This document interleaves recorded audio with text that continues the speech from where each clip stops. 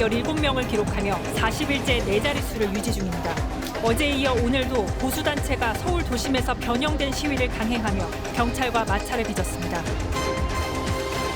문재인 대통령이 임기 중 마지막 광복절 경축사에서 일본엔 대화의 문을 열고 북한엔 한반도 모델을 만들자고 제안했습니다.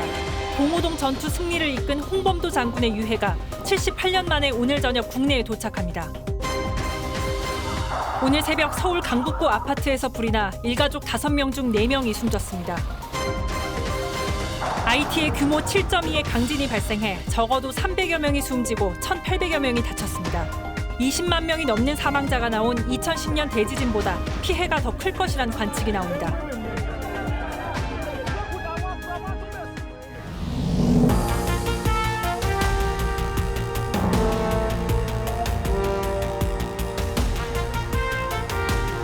시청자 여러분 안녕하십니까? 뉴스7의 김명우입니다. 강력한 거리두기 조치에도 코로나 확진자 수는 좀처럼 줄지 않고 있습니다. 토요일 확진자가 1,817명 발생했는데 주말 최다입니다. 1,000명 이상 확진자도 40일 연속 이어지고 있습니다. 여름 휴가철 이동량과 델타 변이 상황을 고려하면 광복절 연휴 이후 확진자는 폭증할 수 있다는 우려가 나오고 있습니다. 첫 소식은 신유만 기자가 보도합니다. 휴일인 오늘도 서울역 임시선별검사소에 검사를 받으려는 사람들이 줄을 섰습니다. 전번 주말에는 한 500명대였는데요. 지금은 현재 800명 정도, 약 1.6배 정도. 연휴가 시작된 어제 전국의 임시선별검사소에서 8만 4천 건 넘게 검사가 진행돼 신규 환자의 20%가 넘는 400명이 확진됐습니다. 수도권에선 직장과 건설 현장에서 새 집단 감염이 발생했고 확산세가 거센 비수도권에서도 병원, PC방, 사업장 등 다양한 공간을 고리로 집단 감염이 잇따르고 있습니다. 이에 따라 일주일간 하루 평균 확진자는 수도권과 비수도권에서 모두 크게 증가했습니다. 휴가철과 대규모 집회가 겹친 이번 광복절 연휴 이후 확진자 폭증 우려가 나옵니다. 델타는 한 명이 6명에서 7명을 감염시키는 걸로 알려져 있습니다. 확산세가 계단식으로 올라가지 않고 급속도로 증가할 수 있다고 생각합니다. 정부는 이번 주 종료되는 거리두기를 앞두고 확산 추이를 보아 방역 강화 방안을 결정하겠다고 밝혔습니다. 현재로서는 백신 접종을 신속히 추진하면서 당면은 4차 유행을 이겨내기 위한 방역 대책에 집중하는 것이 우선이라고. 다만 위중증 환자를 중심으로 하는 새 방역 체계에 대해선 당장 전원하지는 않겠다는 입장을 밝혔습니다. TV조선 신유만입니다. 부산도 하루 100명대 확진자가 쏟아지고 있습니다. 이런 상황이지만 광복절 연휴를 맞아 해운대 일대에는 연일 20만 명의 피서객이 찾고 있습니다. 제주도 역시 비상인데 오는 18일부터 거리두기를 4단계로 격상하기로 했습니다. 이성진 기자가 보도합니다. 부산 해운대 해수욕장입니다.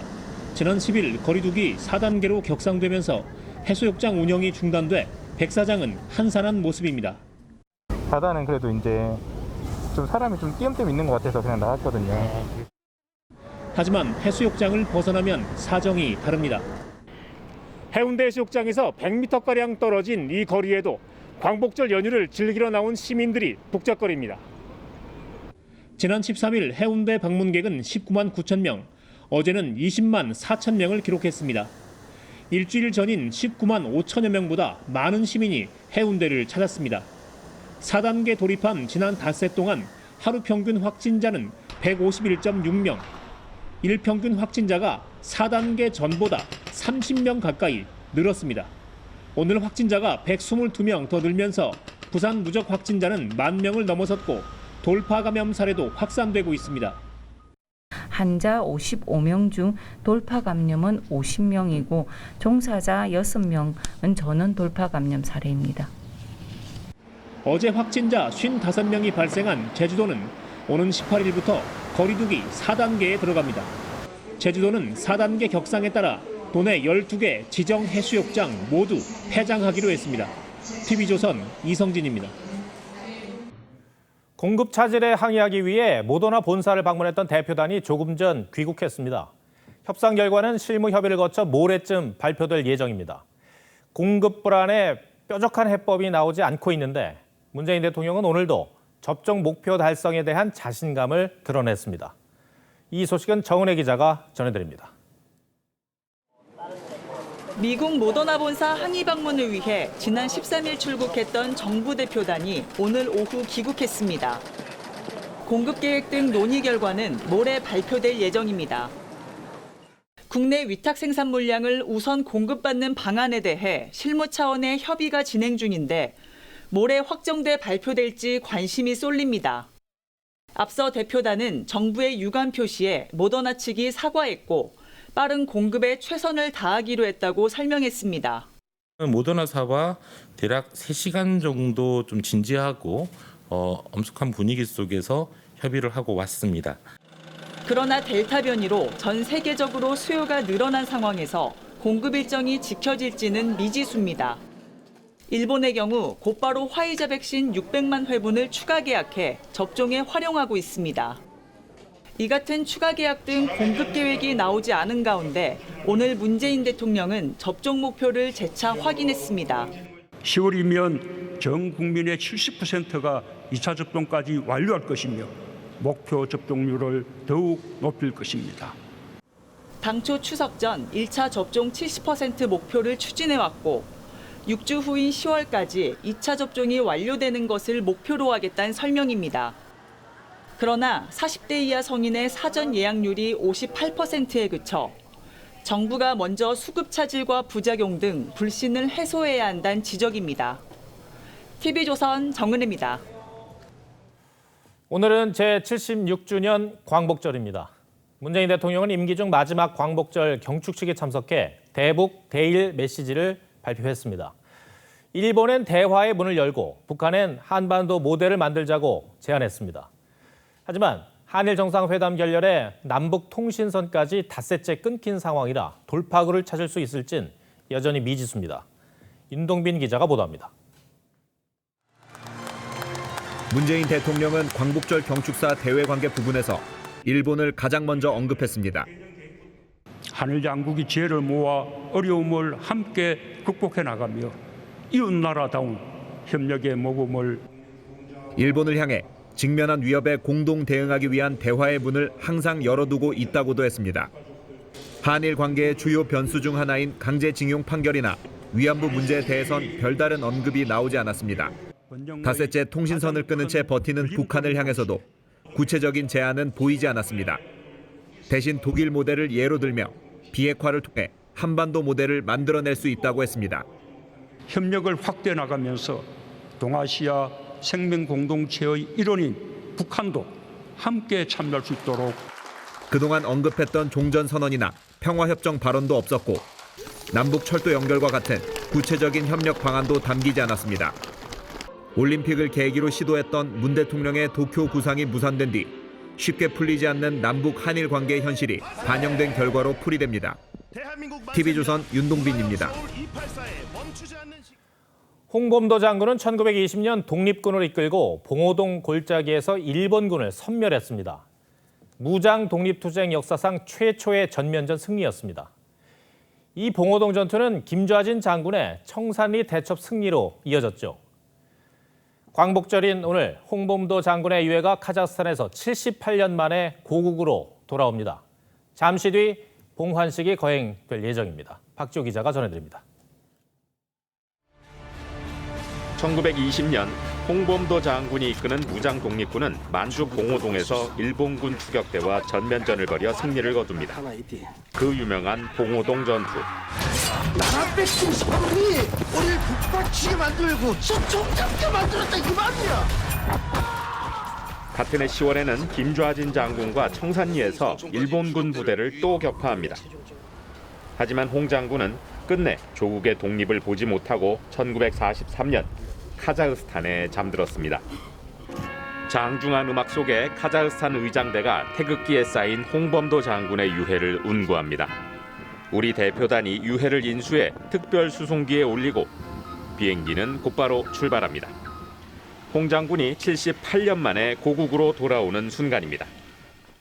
독립영웅들을 조국으로 모시는 일을 국가와 후대들이 마땅히 해야 할 책무이자 영광으로 여기며 우리 정부는 90년대부터 홍 장군의 유해 봉환을 위해 협상해왔지만 평양 출신의 홍범도 장군은 북으로 송환돼야 한다는 북한의 반대에 부딪혀왔습니다. 그러다 2019년 문재인 대통령의 카자흐스탄 국빈 방문을 계기로 유해 봉환 합의를 맺었습니다. 장군의 유해는 내일부터 이틀간 국민 추모 기간을 가진 뒤 오는 18일 대전 현충원에 안장됩니다. TV조선 박주호입니다. 미국의 북핵 협상 실무를 총괄하는 성김 대북특별대표가 일주일 뒤 방한합니다.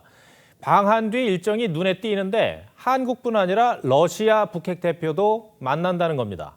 미중 대립이 길어지면서 러시아와의 북핵 협력이 중요한 변수로 떠올랐다는 관측이 나옵니다. 구민성 기자가 단독 취재했습니다. 21일 방한 일정이 잡힌 성김 미국 대북 특별대표가 러시아의 북핵 협상 담당인 이고르 모르글로프 외무차관과 서울에서 회동할 것으로 알려졌습니다.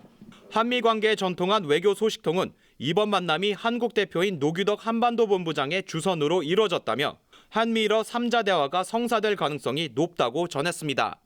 We continue to hope that the DPRK will respond positively to our outreach and our offer to meet anywhere, anytime without preconditions. 외교부 고위 관계자는 아직 정해진 바 없다며 조심스러운 반응을 보였지만 북한이 강하게 반발 중인 한미연합훈련 기간 중 회동이 계획된 만큼 북한과의 대화 재개를 이끌어낼 방안이 논의될 전망입니다. 미국 입장에선 갈등이 장기화한 중국 대신 러시아와의 협력을 통해 한미일 삼각공조에 힘을 싣겠다는 의지로도 해석됩니다.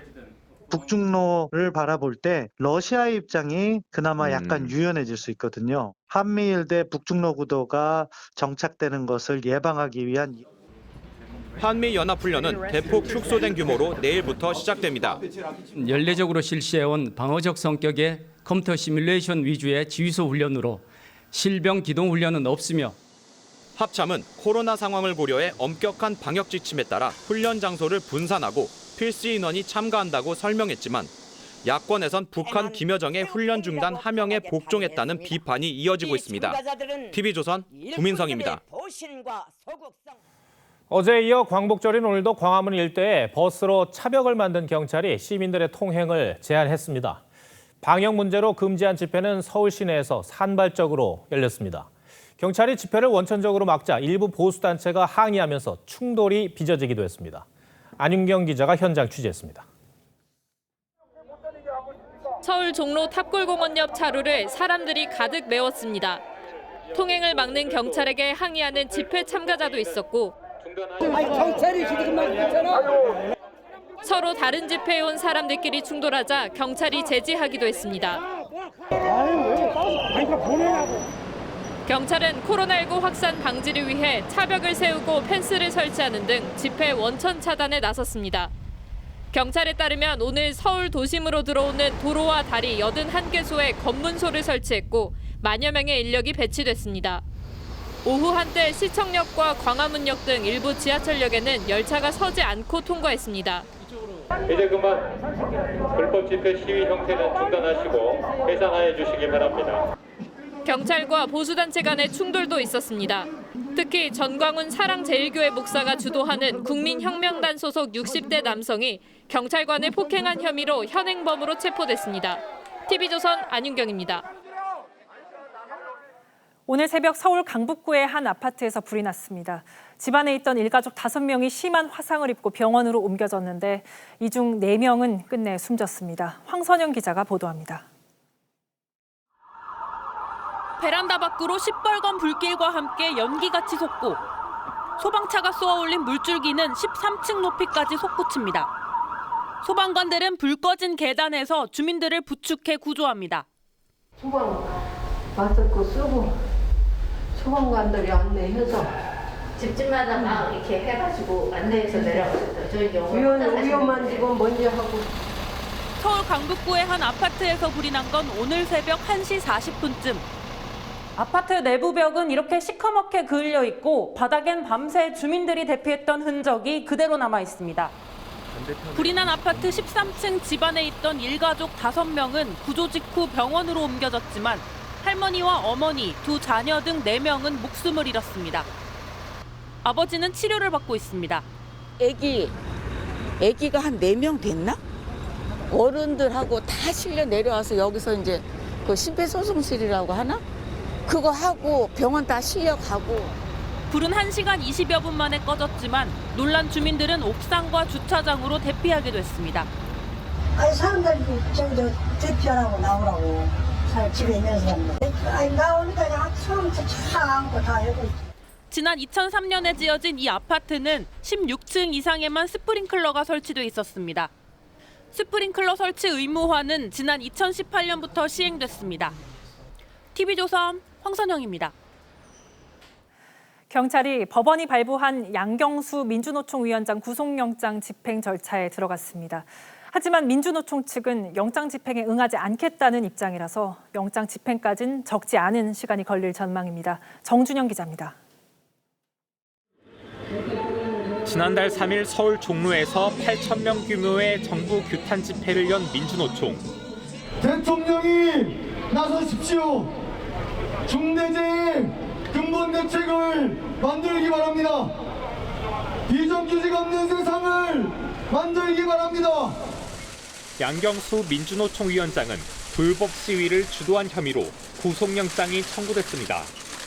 하지만 양 위원장은 영장 실질 심사에 나오지 않았고 법원은 서면 심리를 통해 지난 13일 구속영장을 발부했습니다. 하지만 양 위원장 측과 민주노총이 영장 집행에 응하지 않겠다는 입장을 밝힌 만큼 구속 집행까지는 시일이 걸릴 전망입니다. 가만히 있으라는 권력의 협박에 굴복하지 않을 것입니다. 우선 경찰은 양 위원장의 위치 파악을 위해 통신영장을 발부받는 방안을 검토하고 있습니다. 양 위원장의 소재를 파악한다 해도 신병을 바로 확보하긴 어렵습니다. 민주노총 사무실이나 다른 사람 소유의 건물에 있다면 수색영장도 미리 받아야 하고 진입 과정에서 물리적 충돌이 빚어질 수도 있습니다. 경찰은 지난 2013년 12월 철도노조 파업 당시 김명환 당시 철도노조 위원장의 신병 확보 과정에서 노조원들과 극한 대치를 벌이기도 했습니다. TV조선 정준영입니다. 조국 전 장관의 부인 정경심 교수가 항소심에서도 1심과 같은 징역 4년형을 선고받았죠. 재판부는 입시제도와 주식시장의 공정성을 훼손한 죄질이 매우 나쁘다고 지적을 했는데 같은 판결을 두고 여야 주자들은 설전을 벌이고 있습니다. 광복절인 오늘은 조 전 장관을 안중근 의사에 비유하는 발언도 나왔습니다. 항소심 판결로 이어지는 여야 설전에 백연상 기자가 포커스를 맞췄습니다. 정경심 교수의 항소심 재판부는 입시비리 혐의와 사모펀드 관련 일부 혐의를 유죄라고 봤습니다. 1심과 같은 징역 4년형이 확정됐고 선고된 벌금은 5천만 원입니다. 오늘 원심 판결을 반복한 것이어서 대단히 아쉽고 유감스럽다고 하지 않을 수가 없습니다. 여당 대선 주자들은 조 전 장관 일가 엄호에 나섰습니다. 이낙연 전 민주당 대표는 조 전 장관과 함께하겠다며 형량을 정해놓고 끼워 맞췄다는 의구심이 든다고 재판부를 공격했습니다. 추미애 전 법무부 장관은 언론 인터뷰에서 조 전 장관을 안중근 의사에 빗대며 검찰과 사법부를 비난했습니다. 이제 조국을 묻어두자고 하면 뭐하러 촛불 광장에 나왔냐면서 안중근이 이토 히로부미를 저격하고 일본 재판관의 재판을 받아 사형 집행을 당했는데 그렇게 끝났으니 일본의 지배를 받아들이자는 이야기와 똑같다고 주장했습니다. 이재명 경기도지사 측도 검찰의 마녀 사냥에 대한 책임을 물어야 한다며 재판부 비판에 동참했습니다. 야권 대선 주자들은 끝도 없는 내로남불이라고 비판했습니다. 윤석열 전 검찰총장 측은 문 대통령을 겨냥해 아직도 조 전 장관에게 마음의 빚이 남았느냐고 따져 물었고 최재형 전 감사원장 측도 조국기 부대의 지지를 위한 아부 아니냐며 여권 대선 주자들의 조국 감싸기를 꼬집었습니다. 때 아닌 호칭 논쟁도 벌어졌습니다. 추 전 장관 측이 조국 가족 수사를 총괄했던 한동훈 검사장을 향해 한 씨가 마른 수건 쥐어짜듯 뽑아낸 혐의로 한 가족을 도륙냈다고 비난하자 한 검사장은 추미애 씨는 도대체 뭘 보고 다 무죄라고 거짓말하는지 모르겠다고 맞받았습니다. 이에 다시 추 전 장관 측이 전직 상관을 추미애 씨라고 부르는 용기가 가상하다고 신경전을 이어나갔습니다. 대표적인 친여권 인사는 대선 승리가 조국의 시간이 될 것이라고 대선 쟁점화에 시동도 걸었습니다. 반드시 조국의 시간에 오게 돼 있어. 원하는 시간 내에 직접적으로 오게 만들려면 대선을 이기면 됩니다. 조 전 장관에 대한 수사와 기소, 재판과 유죄 선고가 이어지고 있지만 여전히 계속되는 조국의 시간. 그 끝은 언제, 어떻게 마무리될지. 뉴스7 포커스였습니다.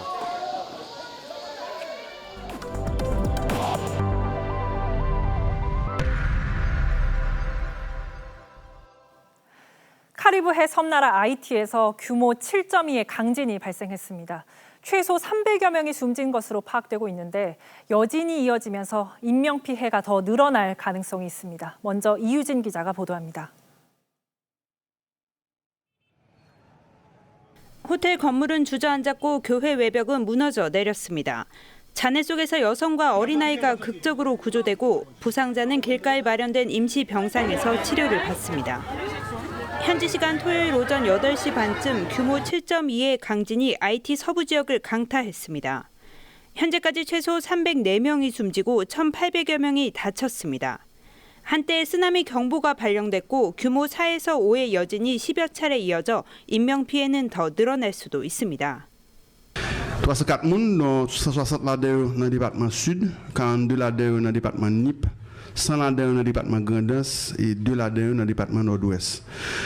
현지에 거주하는 약 150명의 우리 교민은 안전한 것으로 파악됐습니다. 아리엘 랑리 총리는 한 달간 비상사태를 선포했습니다. Dis-nous plusieurs barres arrivées, il y a des gens qui mourent, il y a des cas qui tombent, il y a même l'hôpital, il y a l'infrastructure qui est tombée. Nous allons vérifier pour voir qui ça a fait et qui j'en a organisé aide là. 지난달 대통령 암살로 어수선한 전국에 지진 피해까지 더해지자 아이티 내 혼란은 가중되고 있습니다. 오는 화요일에는 열대 폭풍 그레이스까지 상륙할 것으로 예보돼 추가 피해 우려도 커지고 있습니다. TV조선 이유진입니다. 11년 전에도 대지진이 발생한 아이티는 당시 20만 명 이상이 숨지는 비극을 겪어야 했습니다. 그런데 이번 지진은 그때보다 위력이 더 강한 것으로 평가돼서 피해도 더 클 것이란 관측이 나옵니다. 오선열 기자입니다. 딸을 잃은 어머니는 절규하고 골목은 비명 소리로 가득 찼습니다.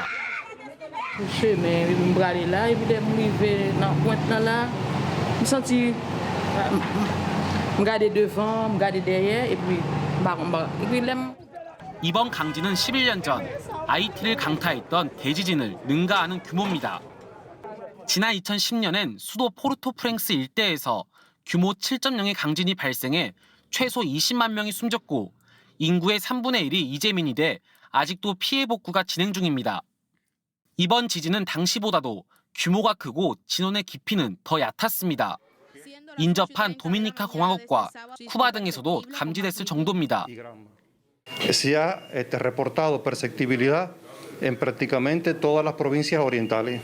Por la magnitud del sismo que fue de 7.4, es lógico que se sienta fuerte. 미국 지질조사국은 참사 피해가 광범위하게 퍼졌을 가능성이 크다고 우려했습니다. 실제 일부 지역은 도로가 끊겨 진입이 어려워졌습니다. Se necesita mucha medicina en el CAI ahora, mucha asistencia de las autoridades, de la comunidad internacional, de las ONG, de todas las instituciones que están aquí. 빈곤율이 60%에 달하는 아이티는 자연재난까지 끊이지 않아 고통이 가중되는 상황입니다. 불의 고리로 불리는 환태평양 조산대에 있어 지진이 자주 발생하는 데다 2016년엔 허리케인 매슈로 800명 넘게 사망했습니다. TV조선 오선열입니다. 아프가니스탄에선 이슬람 무장 조직 탈레반이 파죽지세로 대도시들을 점령하고 수도 카불까지 진격했습니다. 카불 관문에서 정부의 투항을 요구했는데 조금 전 아프간 정부는 정권을 이양하겠다며 사실상 항복을 선언했습니다. 혼란에 휩싸인 아프간 상황 신은서 기자가 전합니다. 아프가니스탄의 수도 카불 국제공항이 출국 인파로 붐빕니다. 무장 조직 탈레반의 입성이 임박하자 공포에 휩싸였습니다. خودم اصلا احساس نمیکردیم تشویش بود یک استرس با ما ایجاد شده بود که بیا چی میشه سرنوشت ما چی میشه. It is our turn to be helped. We help them, we save their lives. 도시 곳곳이 짐을 싸고 돈을 인출하려는 사람들로 북새통입니다. 직업이 있는 여성들은 두려움에 떱니다. حرفی زدیم کاری کردیم که رنجیده شده چون اگر طالب بیاید مطمئن هستم که ما زنده نخواهیم ماند. 탈레반은 수도 카불 관문에서 대기하면서 정부의 투항을 요구했습니다. 무고한 민간인이 다치는 것을 원하지 않는다면서도 그렇다고 정전을 선언하진 않겠다는 입장으로 알려졌습니다. 유엔은 공세를 멈추고 평화 협상에 임하라고 거듭 경고했지만 탈레반은 빠른 속도로 진격했습니다. 북부 최대 도시 마자르이 샤리프까지 점령하면서 카불을 제외한 대도시들은 모두 장악한 상태입니다. 미국 정부가 일방적으로 완전 철수를 발표해 정부군의 사기를 떨어뜨렸다는 비판도 나옵니다. The Afghan army is not fighting and the Taliban are winning. 이런 가운데 미국은 자국민 철수를 돕기 위한 병력을 5천 명으로 증원에 배치했습니다. TV조선 신은서입니다. 부동산 중개 수수료를 크게 낮춘 중개 플랫폼들이 소비자들의 관심을 끌고 있죠. 이에 부동산 중개협회가 플랫폼 업체를 검찰에 고발하면서 갈등이 커지고 있습니다. 법률 시장의 로톡, 운송 시장의 타다와 비슷한 논란이 부동산 시장에서도 재현될 조짐입니다. 지선호 기자입니다. 집을 파는 사람은 중개 수수료를 내지 않고 사는 사람은 현행 수수료의 절반만 지불하는 한 부동산 중개 플랫폼입니다. 10억 원짜리 아파트라면 매도자, 매수자가 각각 최고 900만 원씩 내야 하지만 이 플랫폼에서는 집을 사는 사람만 450만 원을 냅니다. 저희가 판단하기에 그래도 합리적인 수수료 수준에서 가장 좋은 서비스를 제공해주는 그런 중개 플랫폼이 되고자. 공인중개사협회는 즉각 반발하고 나섰습니다. 공인중개사가 아니면 그 명칭을 쓸 수 없고 매물 광고도 할 수 없다는 공인중개사법 위반으로 해당 업체를 검찰에 고발했습니다. 100만 중개가족의 생존권을 빼앗고 영세한 골목상권마저 죽이려는 행태를 강력히 규탄한다. 하지만 수수료 할인을 내세운 플랫폼은 갈수록 늘어나고 있습니다. 이를 두고 싼 수수료와 효율적 경쟁을 추구하는 시장의 자연스러운 변화라는 분석이 나옵니다. 반면 대형 플랫폼 위주의 독과점 시장이 될 거란 우려도 제기됩니다. 한두 개 업체가 시장 지배력을 강화하게 되면 결국은 중개 보수, 정보 이용료 등 소비자 부담이 증가하고 독과점 폐해가 국토교통부가 중개 수수료 인하 개편안을 준비 중인 가운데 제한된 시장을 차이에 둔 중개 플랫폼과 기존 협회의 갈등은 심화될 전망입니다. TV조선 지선호입니다. 우주에 위성을 쏘아 올려 지구에 인터넷 서비스를 제공하는 우주 인터넷 시장이 커질 전망입니다. 한 발 앞서가고 있는 일론 머스크의 스페이스 X에 맞서 글로벌 기업들의 경쟁이 치열한데요. 국내 기업도 경쟁에 뛰어들었습니다. 박상현 기자입니다. 우주로 발사되는 로켓. 지난 2019년 세계 최초로 우주 인터넷용 위성을 쏘아 올린 원앱입니다. 앞으로 이런 저궤도 위성 600기 이상을 쏘아 올리겠다는 계획입니다. 국내 기업으론 처음으로 한화가 3억 달러를 투자하며 우주 인터넷 사업에 참여했습니다. 위성과 안테나 기술의 강점을 살려 원앱과 시너지 효과를 내겠다는 겁니다. The UK government, Barty Global, SoftBank, Eutelsat and Hughes, showing a truly international and highly experienced group of investors and operators. 현재 우주 인터넷 사업은 일론 머스크의 스페이스 X가 상용화를 앞두고 있습니다. 수백 개의 위성을 쏘아 올리는 특성상 자본력으로 승부를 거는 겁니다. We should have global connectivity for everywhere except the poles. 우주 인터넷 시장 규모는 향후 20년 안에 670조 원에 달할 전망입니다. 글로벌 기업들이 우주 인터넷 선점에 앞다퉈 뛰어드는 데는 미래형 모빌리티가 한몫했습니다. 자율주행차나 UAM 등 미래 모빌리티를 위해서도 꼭 필요한 기반 기술이기 때문에 세계적인 우주 인터넷 선도 기업에 투자해서 글로벌 기업들이 손잡은 우주 인터넷. 패권 경쟁도 뜨거워지고 있습니다. TV조선 박상현입니다. 더불어민주당 이재명, 이낙연 두 후보가 주말 내내 호남을 훑으며 당심 잡기에 집중했습니다. 경기도의 재난지원금 지급 결정에 대한 장외 신경전도 더욱 치열해졌습니다. 황정민 기자가 보도합니다. 이재명 후보는 전남 여수 이순신 공원과 여수항을 차례로 찾았습니다. 김대중 전 대통령 아들인 김홍걸 의원도 사실상 지지 의사를 보냈습니다. 호남이 진심으로 바라는 개혁된 세상 실천해왔고 앞으로도 더 강력하게 속도감 있게. 이낙연 후보도 전북에서 새만금지구 개발 등 지원에 속도를 내겠다고 약속했는데 이재명 후보에 대한 검증은 네거티브가 아니라며 견제를 이어갔습니다. 뭐가 네거티브였죠? 지적되고 있는 문제의 확인은 네거티브가 아닙니다. 제가 매우 절제하고 있다는 것. 장외에선 이재명 후보의 전도민 재난지원금 지급을 둘러싼 공방이 거셉니다. 이낙연 후보 측이 당정청 합의를 외면하고 본인만 돋보이려는 무임승차자를 뜻하는 신조어로 비판하자 이재명 후보 측은 성남시 무상 공공산후조리원을 방해했던 박근혜 정부의 꽉 막힌 논리라고 맞받았습니다.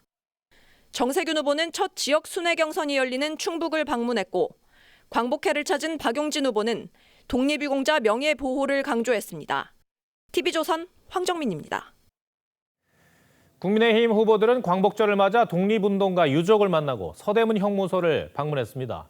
여권 일각에서 제기하는 친일 공세, 이 같은 애국 행보로 정면 대응에 나선 것이란 관측입니다.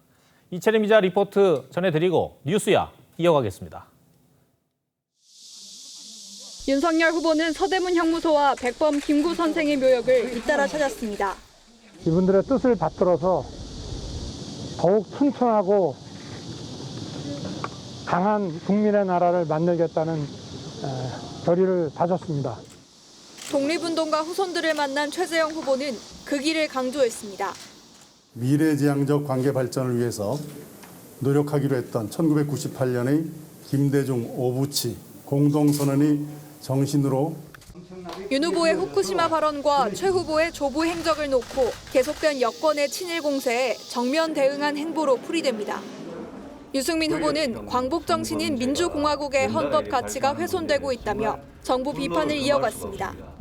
광복절을 출마 선언일로 택한 장성민 후보는 국기문란을 바로잡겠다고 주장했습니다. 문재인 정권이 들어선 이후 이 위대한 대한민국의 주춧돌과 세계의 기둥은 지금 뿌리째 흔들리고 있습니다. 당내 토론회 개최를 놓고 일부 후보들과 지도부 사이 내홍이 수그러들지 않으면서 이들의 대치 상황이 경선 과정의 주요 변수로 작용할 수 있다는 관측도 나옵니다. TV조선 이채림입니다.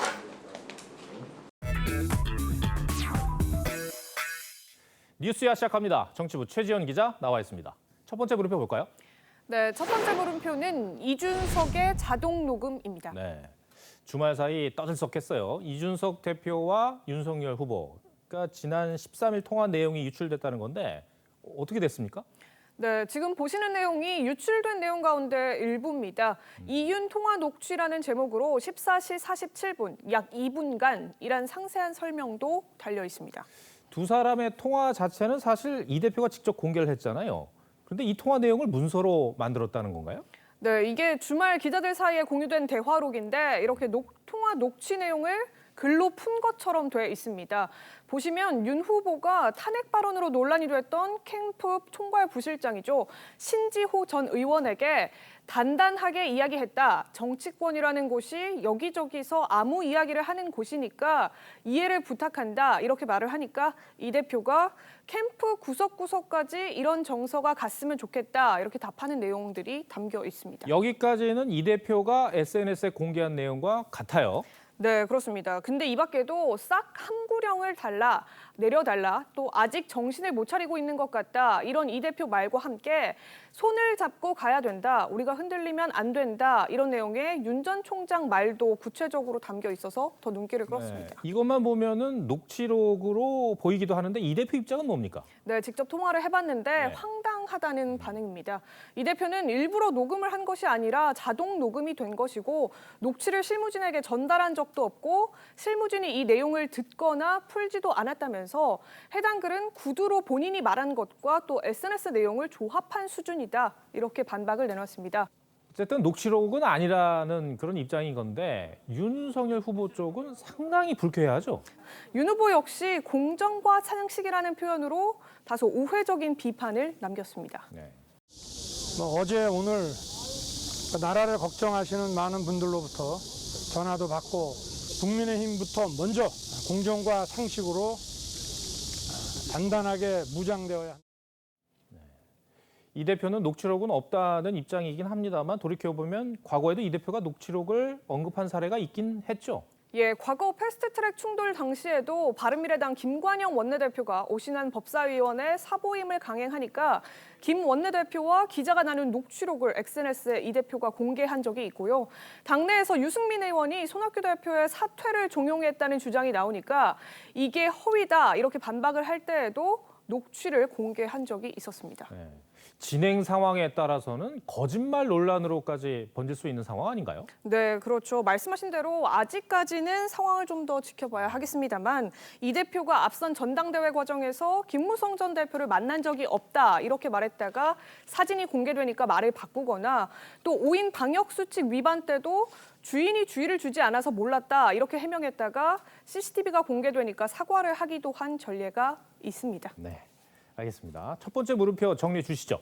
네, 첫 번째 물음표 이준석의 자동 녹음의 느낌표는 이준석의 자동 반사로 하겠습니다. 예, 녹음 자체는 이 대표가 인정을 하긴 했지만 녹취록 작성과 또 유포에 대해서는 반박이 그리 설득력을 얻지 못하고 있죠. 이 대표가 당내 기싸움에서 밀리지 않기 위해서 각종 설전과 논란에 바로바로 대응을 하는 측면이 있는데 이제는 화려한 언변보다는 듣는 리더십을 보여줘야 할 때가 아닌가 싶습니다. 네. 두 번째 물음표는 뭡니까? 네, 두 번째 물음표는 궤도 이탈한 대한민국입니다. 궤도를 이탈했다. 어떤 궤도를 말하는 겁니까? 네, 김원웅 광복 회장의 말인데요. 네. 한번 영상으로 먼저 들어보시죠.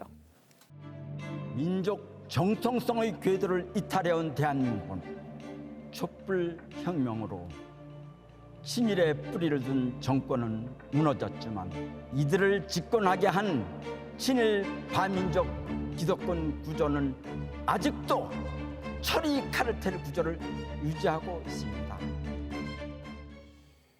이 말만 놓고 보면은요, 대한민국의 국가 정통성을 광복 회장이 부인하는 것으로 들려요. 네, 그럴 수밖에 없을 것 같은데 작년에 광복절 행사에서도 이승만 전 대통령과 안익태 작곡가 또 백선엽 장군을 모두 친일로 규정했고요.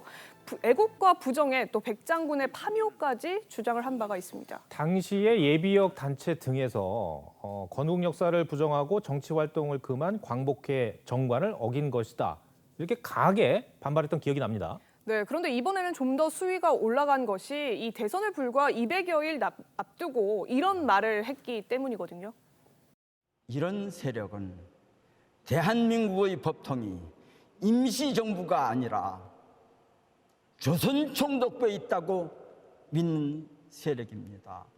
친일파 없는 대한민국, 이런 대한민국을 만들고 싶습니다. 예, 보수 야당을 비판하면서 여권의 재집권을 바라는 듯한 사실상의 대선 개입 주장으로도 읽힐 수 있는 대목입니다. 최 기자, 작년에는 현장에서 직접 축사를 했지만 이번 것은 녹화된 것이었죠? 네. 그러면 주최 측에서 녹화된 영상이면 그 내용을 알았을 가능성이 더 많지 않습니까? 정부 측이 사전 녹화 전에 초고도 받고 또 일부 수정도 한 데다 탁현민 의전 비서관도 녹화를 참관했다는 보도도 나왔는데요. 이 청와대 관계자는 해당 보도에 대해서 확인해 줄 수 없다면서 논란 자체에 선을 긋는 듯한 태도를 보였습니다. 네. 두 번째 물음표도 정리해보죠.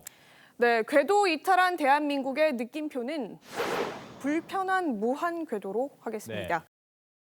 저는 뭐냐면은 워낙 지금 이 광복창이 독특한 캐릭터이기 때문에. 네, 광복회장의 문재인 언사들과 또 추미애 전 장관 등 여권 인사들에게 수여한 상훈들, 또 독립운동 공적 신비성을 놓고 의혹이 제기됐던 부모를 미화한 만화까지 무한 궤도처럼 이어지는 논란에도 독특한 사람이라면서 사실상 방관하는 정부의 태도도 국민으로서는 불편할 수밖에 없을 것 같습니다. 네, 최지연 기자 오늘 설명 잘 들었습니다.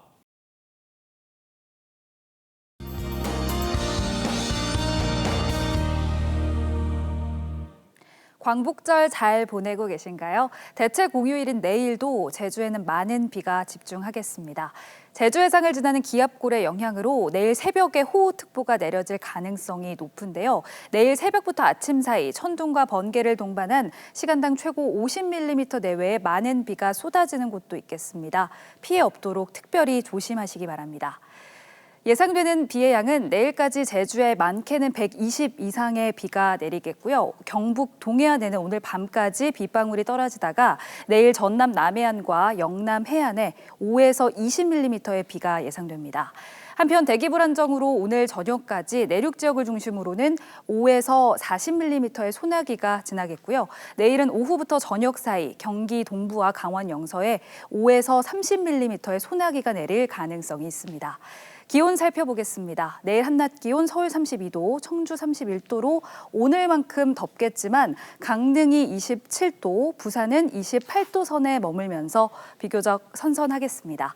당분간 잦은 소나기와 비 소식이 이어지겠습니다. 날씨였습니다. 독직 폭행. 독직의 사전적 의미는 어떤 직책에 있는 사람이 그 직책을 더럽혔다는 것이었습니다. 검사가 하는 일은 법을 어긴 사람을 재판에 넘기는 것이죠.